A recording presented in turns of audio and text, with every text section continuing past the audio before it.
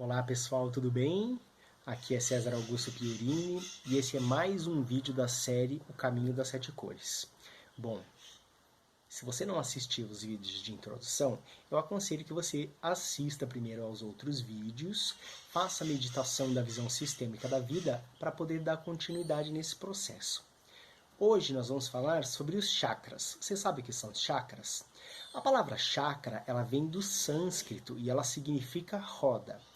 Nós ocidentais entendemos os chakras como vórtices energéticos que acumulam, que regulam a bioenergia ou a energia eletromagnética que circula pelo nosso corpo por meio dos meridianos, que são aqueles caminhos conhecidos pelos acupunturistas, por onde passa essa energia e onde ao longo do nosso corpo existem milhares de pontos ou milhares de chakras que estão conectados com alguma parte ou cumpre alguma função para equilibrar nossa saúde e outros aspectos também que não são só físicos, né?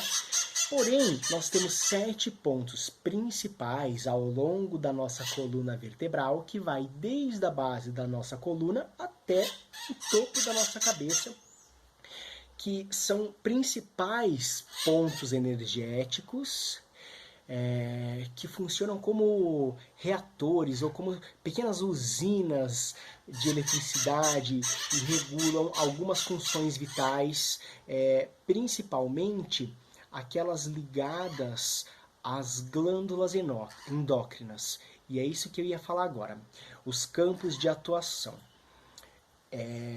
Esses 7 principais chakras, eles estão relacionados com as 7 principais glândulas do nosso sistema endócrino e atuam no nosso campo físico ou no nosso corpo físico, regulando os nossos hormônios, regulando as nossas sensações físicas, os nossos impulsos, os nossos instintos, como por exemplo o impulso da procriação, do desejo sexual, regulando a nossa saúde, o funcionamento de determinados órgãos e, consequentemente, equilibrando a nossa saúde.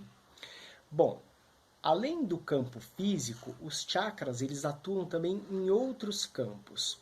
Um outro campo que a gente pode citar é o campo emocional. O campo emocional ele é regulado pelos chakras através dos nossos sentimentos. Então, se nós temos 7 principais chakras, cada chakra está ligado com algum sentimento específico ou alguma área da nossa vida que produz um tipo de emoção ou de sensação, não só fisicamente através dos hormônios e dos neurotransmissores que são fabricados pelas glândulas no corpo físico, mas também orienta a nossa percepção, a nossa maneira de interagir com outras pessoas, com outras formas de vida, o nosso humor. Então, o nosso campo emocional também é afetado, ou administrado, ou regulado por esses vórtices energéticos. Não só o nosso campo emocional, mas também o nosso campo mental, porque os chakras, eles atuam vitalizando o nosso intelecto, a nossa capacidade de entender, de assimilar, de compreender coisas novas.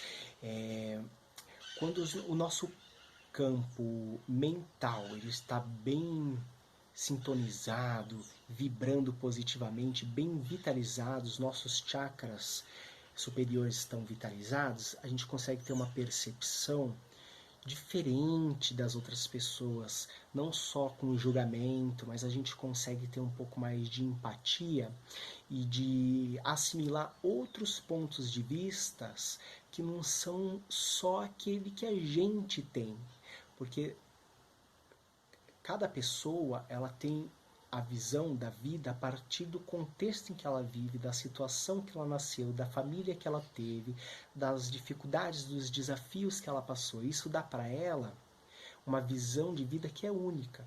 Porém, quando a gente está com o nosso campo mental bem vitalizado, a gente pode ter uma experiência de consciência expandida e isso permite que a gente consiga assimilar outros pontos de vistas ou outras óticas, ainda que não sejam a nossa. Isso torna a gente um pouco mais tolerante e um pouco mais, inclusive, compassivo com as limitações alheias. Mas uma coisa que é bastante importante a gente lembrar ou ter em mente é a atenção à racionalização do conhecimento. Por quê? Nós, seres humanos, estamos nessa realidade física, terrena, ela é uma realidade tridimensional. Por que tridimensional? Porque essa realidade ela pode ser medida através da largura, da altura e da profundidade. Então, quando a gente diz que está dentro de uma realidade tridimensional, é porque essas são as possibilidades de que a gente pode medir o espaço da nossa relação com as coisas que existem e a gente percebe as coisas que existem através dos nossos órgãos do sentido e do nosso intelecto. Então, dentro dessa realidade tridimensional, existe uma lógica de entendimento em que, como existe passado, presente, futuro, eu acabo enquadrando todas as possibilidades de compreensão, ou de manifestação, ou de racionalização dentro dessa lógica de que existe um antes, um durante e um depois. E que as coisas ou os campos do desenvolvimento humano, ou as atuações ou as manifestações dos chakras, por exemplo, deve rigorosamente estar organizado dentro de um contexto em que tenha um ponto em que ele começa, um ponto em que ele termina, um ponto inicial de estímulo que acarreta em um segundo ponto, em um terceiro ponto, em um quarto ponto. Isso é uma lógica tridimensional. Quando a gente fala de chakras ou de campos do desenvolvimento humano, isso dá uma noção de multidimensionalidade, uma visão holossomática que abriga todos os tipos de campos e de corpos que inclusive a gente não tem nem vocabulário para nomear isso, porque não faz parte da nossa realidade tridimensional. Então a gente não pode levar tão a ferro e a fogo a maneira ou os campos de atuação desses corpos, desses chakras, desses vórtices energéticos. Vou dar um exemplo. A gente poderia imaginar que um determinado chakra apresente sinais de desvitalização. E a gente vai reparar que, ao mesmo tempo que isso acontece, a pessoa pode ter uma produção hormonal mais baixa no chakra que está relacionado com a glândula endócrina que produz aquele hormônio. Isso pode acarretar um problema emocional. Esse problema emocional vai alterar a maneira como a pessoa enxerga a vida e a capacidade de assimilar, a capacidade de mentalizar ou de compreender as outras coisas. Então, não dá para a gente imaginar se essa desvitalização começou no campo físico, no campo mental, no campo emocional, no campo energético. Não existe um começo, um meio, fim, um antes, um durante, um depois. Isso tudo está interconectado e interligado. Então a gente tem que ter uma visão um pouco mais ampla e não reduzir tudo à nossa lógica. A gente tem que começar a compreender as coisas sentindo um pouco mais ou abrindo mais as possibilidades.